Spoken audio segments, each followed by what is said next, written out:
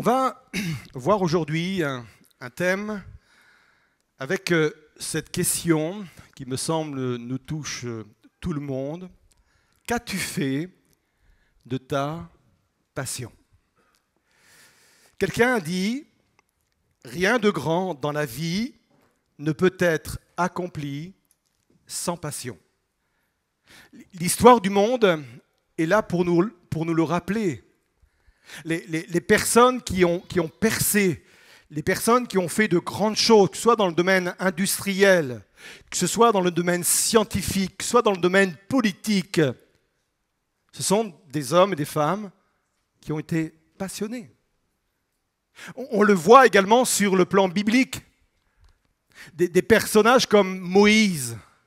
Je peux vous dire que si Moïse a tenu pendant 40 ans dans le désert avec un peuple extrêmement hostile, c'est parce qu'il était passionné. Sinon, il n'aurait pas atteint l'objectif. Que dire de David? Que dire de Paul? Qui dit, mais malheur à moi si je n'annonce pas l'évangile. Il y a un tel feu en moi, il y a une telle passion en moi que je ne peux pas faire autrement. Bref, si je me base sur l'expérience de la vie en général et sur la parole de Dieu, je peux effectivement affirmer que rien de grand dans la vie ne peut être accompli sans passion. Qu'en est-il de moi? Qu'en est-il de ma passion pour Dieu? Alors je sais, il y a des moments où ça va très bien. Et peut-être que des personnes seraient tentées de me dire « Pasteur, vous m'auriez posé cette question avant les vacances. Oh, j'aurais pu vous répondre avec un entrain. » Là, en ce moment, ce n'est pas terrible. Et j'aimerais vous dire et même vous encourager en vous disant « C'est normal. »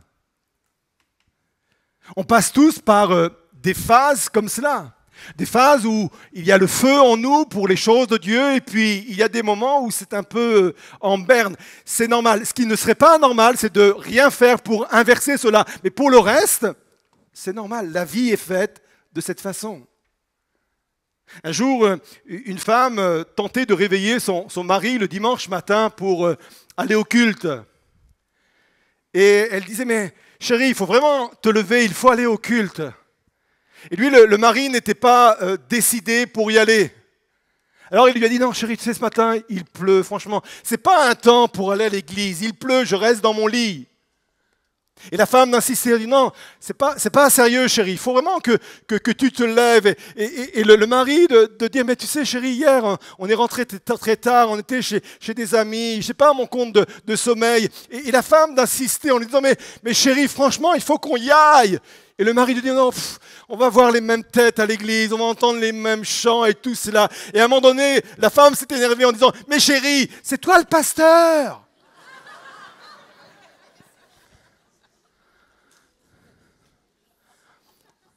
Il peut arriver, même à des pasteurs, de ne pas avoir toujours envie.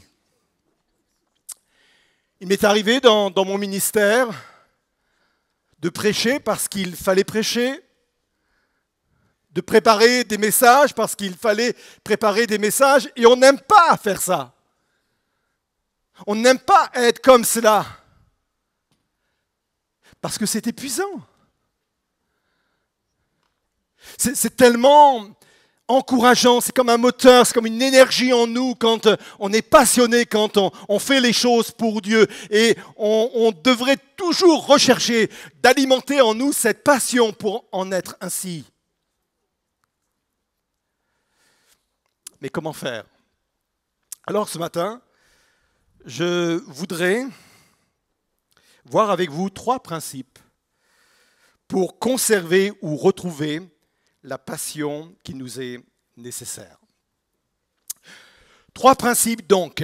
Le premier, nous le découvrons dans l'évangile de Jean au chapitre 20 et les versets 19 à 20. Nous lisons ceci. Ce même dimanche, dans la soirée, les disciples étaient dans une maison dont ils avaient verrouillé la porte. parce qu'ils avaient peur des Juifs. Jésus vint, il se trouva là au milieu d'eux et leur dit « Que la paix soit avec vous ». Tout en disant cela, il leur montra ses mains et son côté.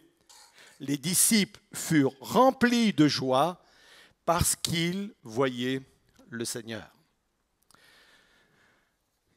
Pendant 3 jours, il s'est passé des choses très étranges à Jérusalem.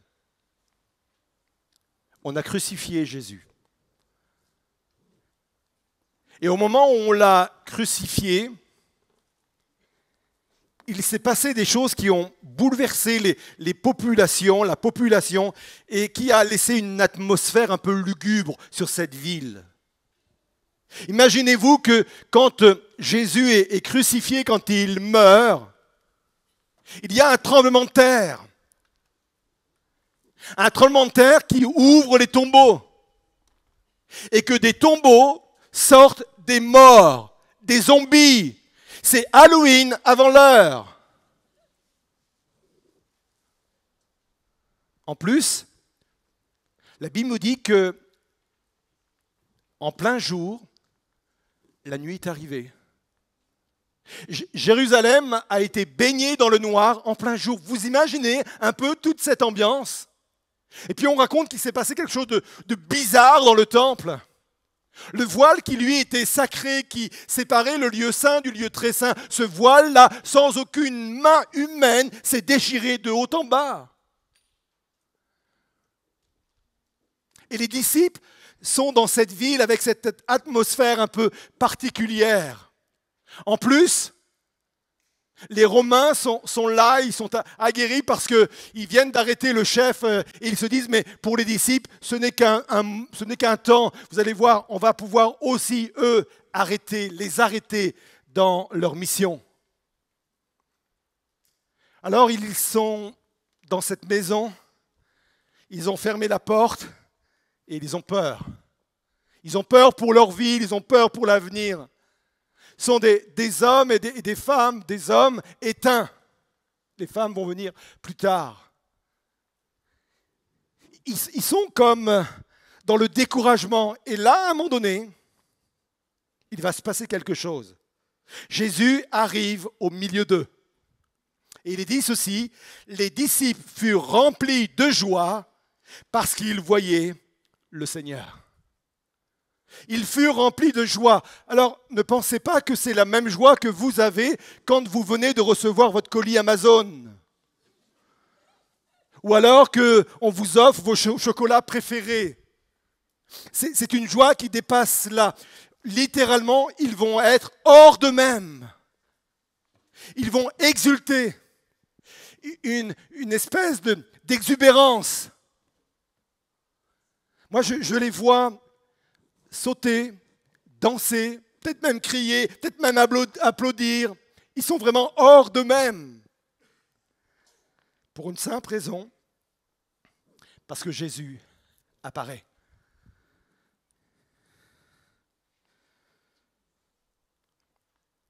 Écoutez bien ceci. C'est le premier principe. Ce n'est pas une relation avec ses enseignements, ses principes, son service, qui maintient la passion en nous, mais c'est une relation avec la personne de Jésus. Je le répète. Ce n'est pas une relation avec ses enseignements, ses principes, son service, qui maintient la passion en nous, mais c'est une relation avec la personne de Jésus. Imaginez bien que, au moment où les disciples se retrouvent dans cette maison, tous les disciples avaient dans leur esprit les enseignements du Seigneur Jésus. Tout le monde se souvenait de ce que Jésus avait dit, de ce qu'il avait fait. Ils avaient tous en mémoire les miracles qu'ils avaient accomplis.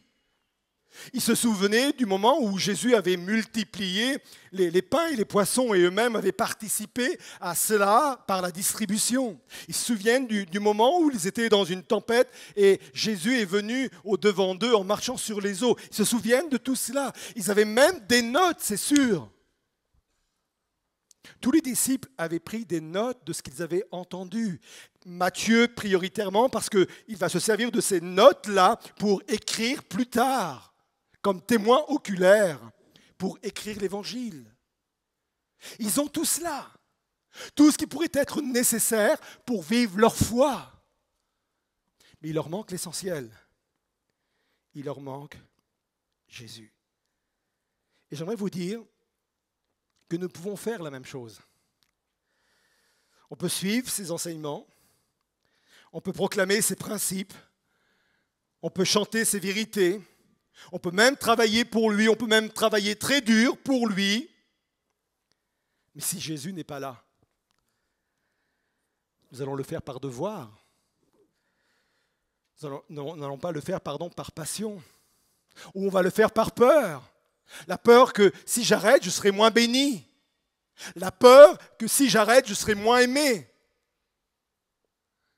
Et là, on tombe dans un esprit religieux. Ma passion, c'est mon premier point, c'est le premier principe, dépend de ma proximité avec Jésus.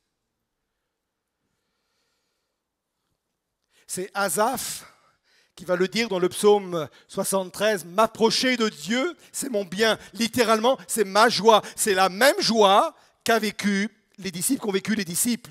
C'est la même joie. Et Asaph se retrouve dans le même contexte. Il est dans un contexte où il ne va pas très bien, où il est comme éteint spirituellement. Il doute, il va même le dire, « Mon pied est sur le point de glisser. » Il est dans cet état-là. Et à un moment donné, il se rapproche de Dieu. Et cette proximité avec Dieu recrée en lui une passion, une joie débordante. C'est un sujet sur lequel il faut revenir régulièrement.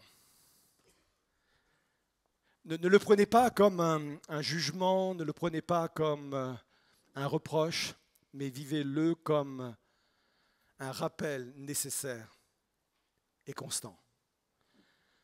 C'est tellement facile de s'éloigner de Dieu, c'est tellement facile de ne plus avoir ma relation comme il le faut avec Jésus. Et je ne sais pas où vous en êtes dans ce domaine, et on a tous des hauts, des bas, on a tous des saisons dans notre vie, mais j'aimerais vous inviter avec force, je voudrais vous encourager avec force de revivre une proximité avec Dieu. Je ne dis pas de faire votre prière, parce qu'on peut faire sa prière sans cœur, mais de vous retrouver dans la présence de Dieu et de vivre des temps dans la présence de Dieu. Il n'y a pas de passion sans communion. Il n'y a pas de passion sans proximité avec celui qui crée la passion. Quand il est rentré dans cette pièce-là, les disciples qui étaient éteints ont retrouvé leur joie, leur enthousiasme, leur ferveur, leur zèle. Premier point, il est évident, il est facile, mais il est extrêmement important. Le second principe, nous les découvrons dans 2 Corinthiens 5, verset 17. Ne vous mettez pas en pilotage automatique parce que c'est un verset hyper courant sur lequel on pourrait passer en disant « mais que peut m'apprendre ce passage-là » On le connaît, c'est un passage puissant, extraordinaire. Si quelqu'un est en Christ, il est une nouvelle création. Les choses anciennes sont passées. Voici, toutes choses sont devenues nouvelles. C'est un passage qui parle de notre conversion, qui parle du moment où on a donné notre vie à Dieu, où nous avons vécu une transformation importante. Et cette transformation a produit en nous une passion extraordinaire. On parle très souvent du feu du premier amour, de la passion du premier amour, qui a été produit par cette expérience, l'expérience de la conversion et l'expérience de la nouvelle naissance. On est d'accord? C'est une des conséquences de cela. Mais cette expérience-là ne doit pas rester un événement uniquement dans notre vie chrétienne. Cette expérience-là doit devenir un processus quotidien. Et c'est là où nous trouvons un autre aspect de cette vérité. Si la première transformation a produit en moi un feu extraordinaire, si le premier changement a créé en moi une passion, j'aimerais vous dire que tous les autres changements vont produire la même chose. Ça veut dire que ma passion va de pair avec ma transformation. Ça, c'est le deuxième principe. Ma passion va de pair avec ma transformation. Est-ce qu'il y a longtemps que Jésus est venu vous titiller dans quelque chose qu'il fallait changer dans votre vie?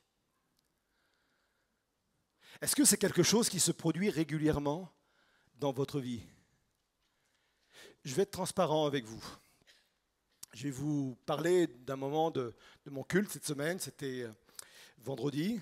Je suis actuellement dans le livre des Proverbes et je ne me fixe pas de lire forcément un chapitre.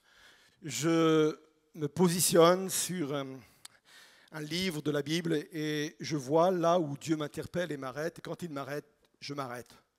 Et s'il faut revenir sur le même verset pendant 8 jours, je reviens sur le même verset pendant 8 jours. Lire la Bible, ce n'est pas une compétition.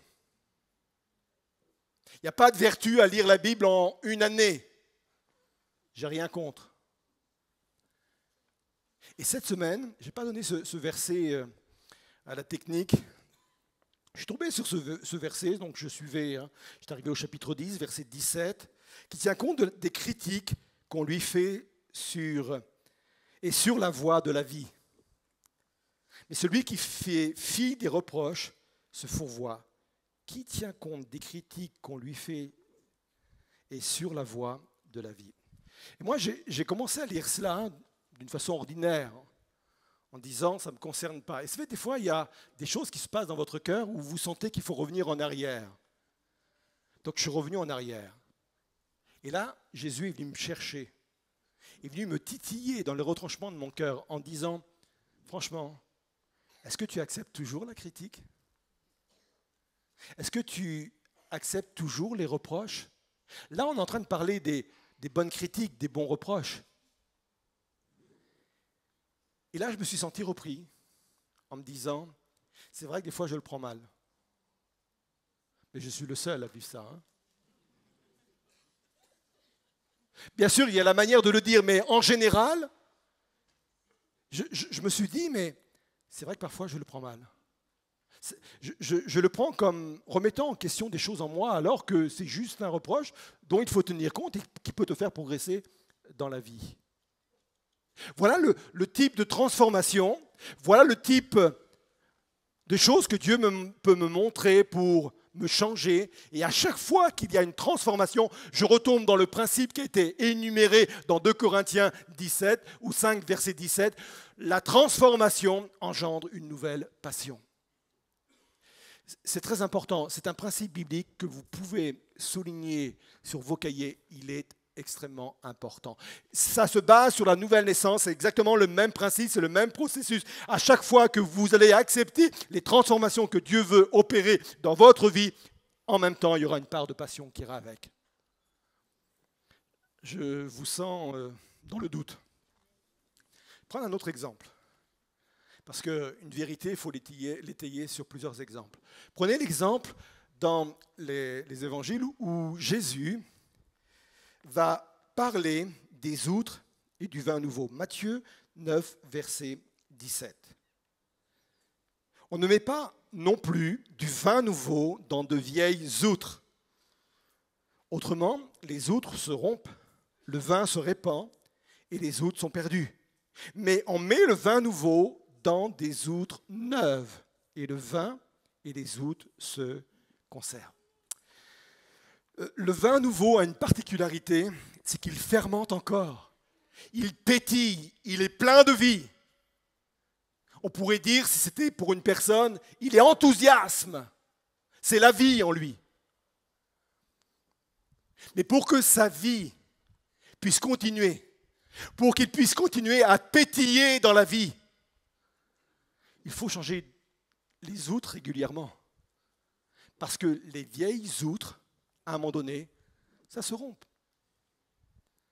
Et les vieilles outres nous parlent de nos vieilles habitudes, nous parlent de nos vieux comportements.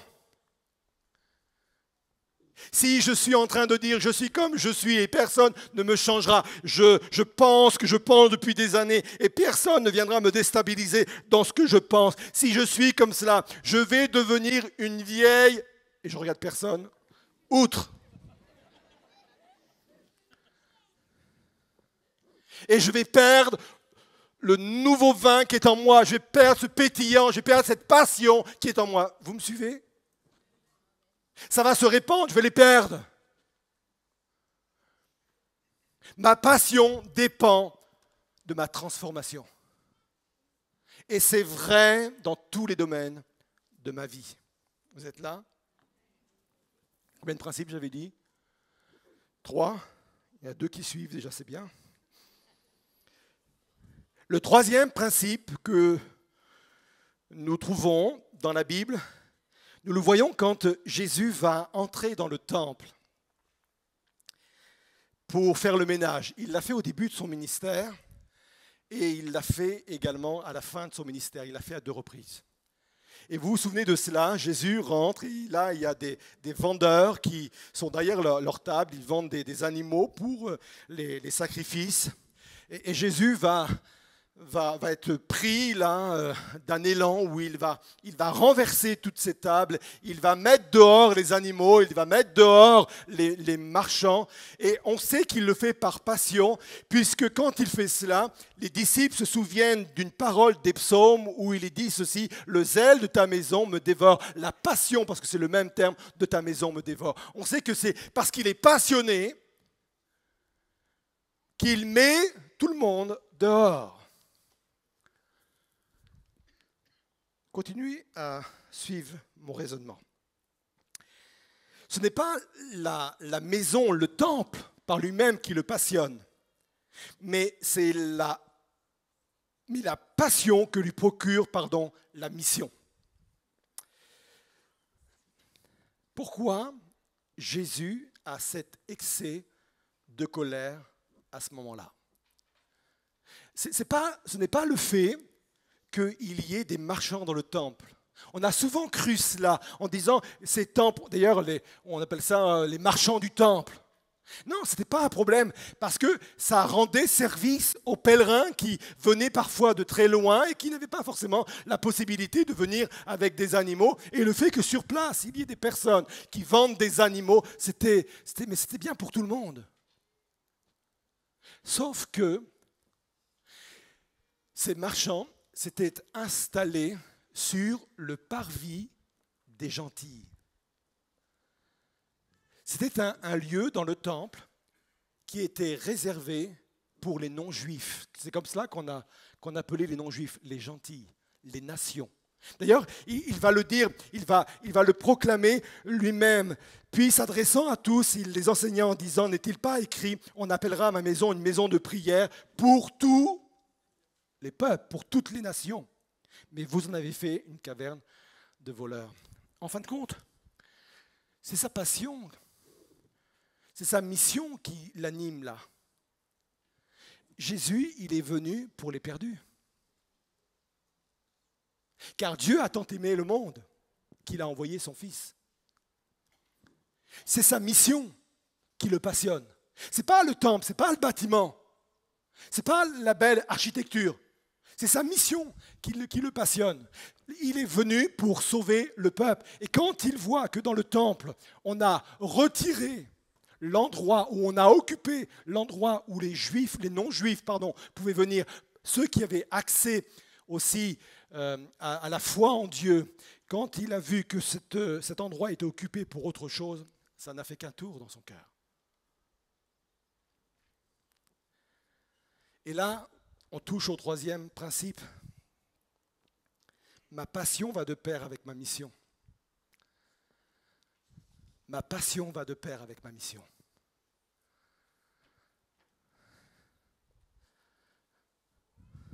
Trouve ton appel.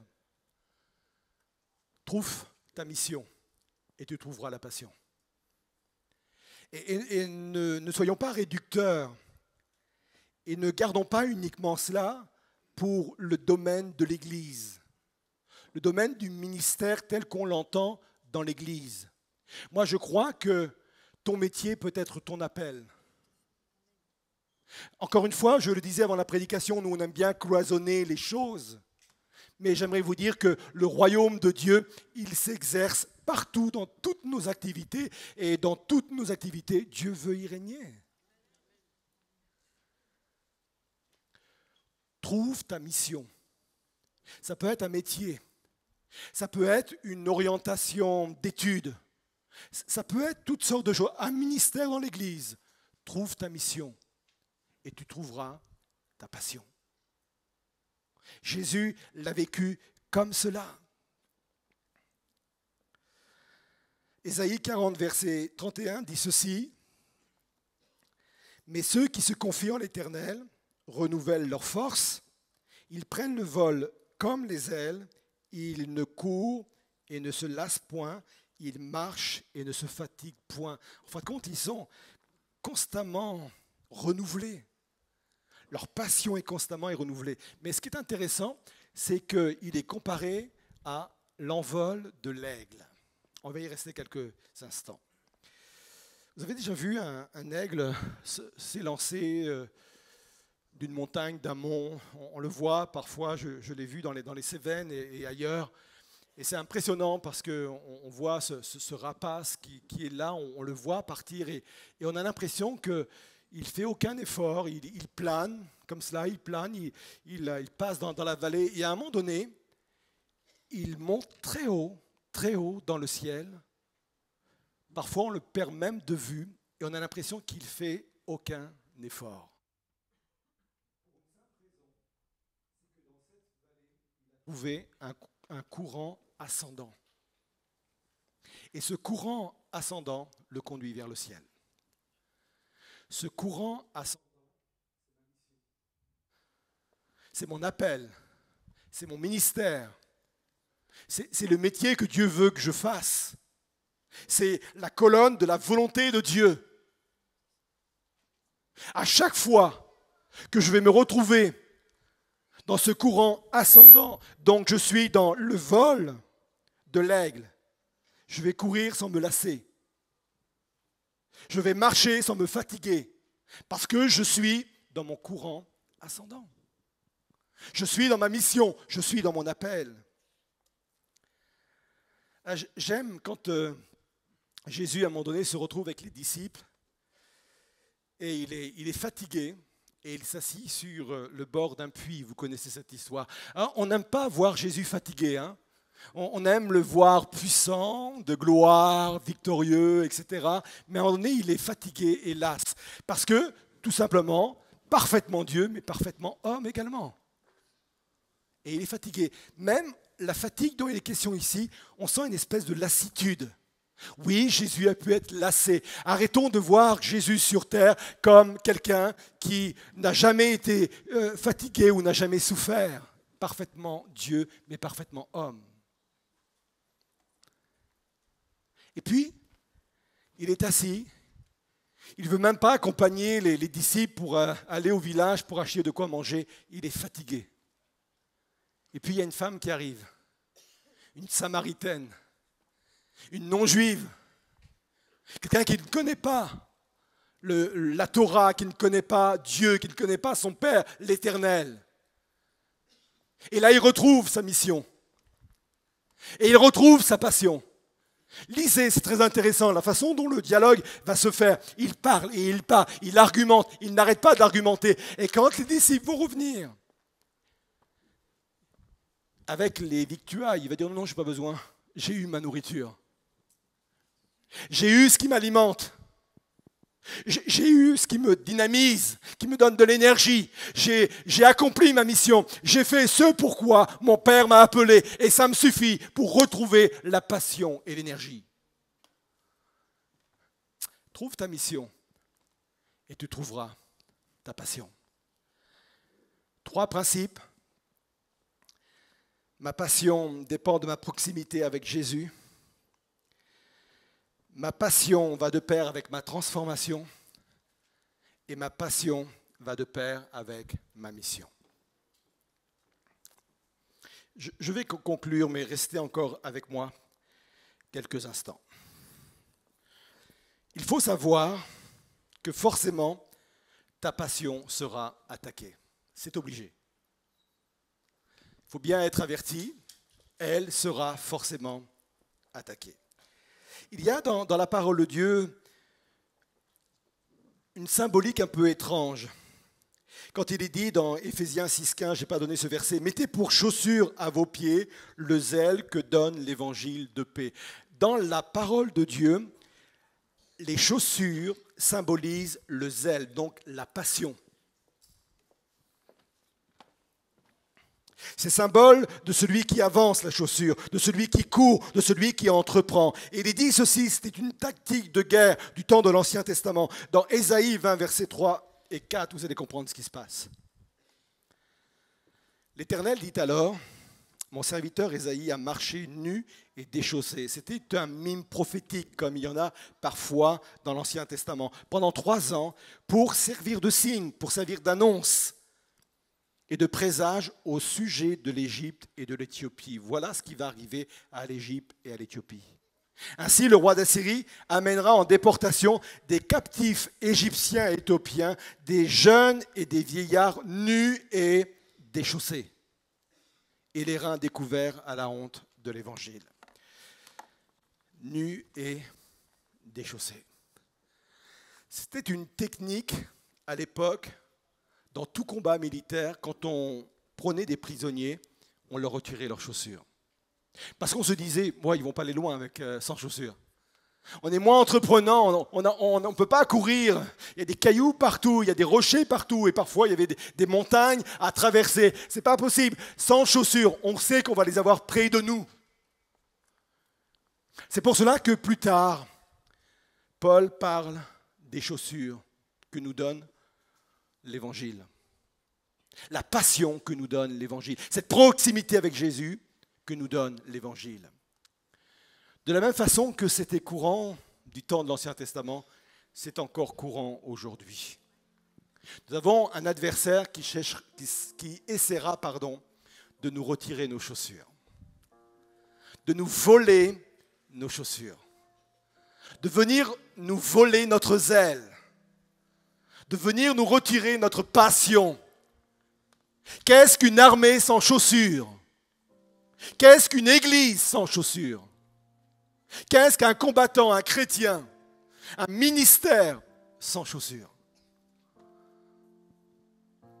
Il sait très bien, l'ennemi de nos âmes sait très bien que sans la passion, nous ne pouvons pas faire grand-chose. Alors la question elle se repose maintenant. Qu'as-tu fait de ta passion? Cher internaute, qu'avez-vous fait de votre passion? Et ce n'est pas un jugement. Et ce n'est pas dire « je suis mieux que vous, moi au moins je sais faire ». Moi aussi, il m'arrive de perdre ma passion. Peut-être que nous nous sommes éloignés de celui qui est la source de ma passion, qui est Jésus.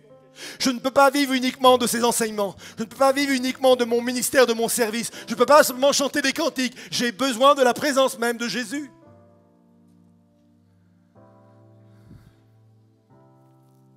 Peut-être que j'ai arrêté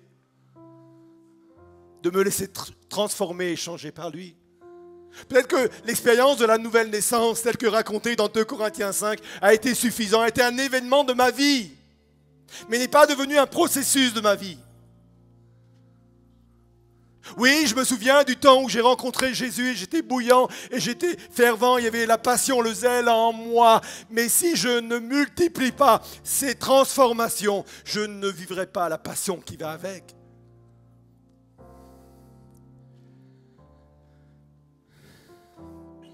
As-tu besoin de recevoir la révélation ou tout à nouveau la révélation de ton appel, de ta mission? Peut-être tu t'en es éloigné. Peut-être que tu as renoncé à ce pourquoi Dieu t'a appelé. Peut-être que tu l'as fait pendant un temps et puis tu t'es découragé, tu es reparti à autre chose ou tu as été aspiré à autre chose. Il est important pour moi ce matin de revenir au cœur de mon appel, au cœur de ma mission. Quelle qu'elle soit, cette mission. Parce que ma passion dépend de ma mission. Seigneur, je veux retrouver ma passion ce matin. Je voudrais vous inviter à vous lever à votre place. J'aimerais vous inviter à ce moment de partage, ce moment de communion avec le Seigneur. J'aimerais vous inviter à cela maintenant. Et à vous laisser honnêtement interpeller par cette question. Qu'as-tu fait de ta passion? Qu'as-tu fait de ta passion? On n'est pas là dans un esprit de jugement. On est là dans un moment de partage et d'encouragement. Qu'as-tu fait de ta passion? On va chanter ce chant ensemble et je reviendrai ensuite prier avec vous pendant ce chant. S'il y a des personnes qui souhaitent tout à nouveau reconnecter avec une passion qu'elles sentent étiolée. Si quelqu'un veut tout à nouveau retrouver un dynamisme spirituel dans sa mission, dans son appel, si quelqu'un tout à nouveau veut retrouver ces choses en lui, je voudrais vous inviter dans une démarche de foi à sortir de vos rangs, à descendre du balcon et à venir sur le devant et je prie avec vous. Je crois à l'importance d'un engagement devant Dieu. Et le fait de venir sur le devant marque un engagement devant Dieu. Qu'as-tu fait de ta passion? Qu'as-tu fait de ta passion? Où elle en est? Est-ce que ton constat est celui de dire « Elle n'est plus comme avant. Elle est en berne depuis des années. J'ai essayé par mes propres forces de renouer avec cela, mais elle n'est plus là. Qu'as-tu fait de ta passion ?» On va chanter ce chant. Et vous allez rester sur le devant, vous allez bien vous approcher et je prierai pour vous. Parce que je crois qu'il y a des rendez-vous que Dieu nous donne. Il y a des moments comme celui-ci où Dieu est capable de recréer en nous sa passion.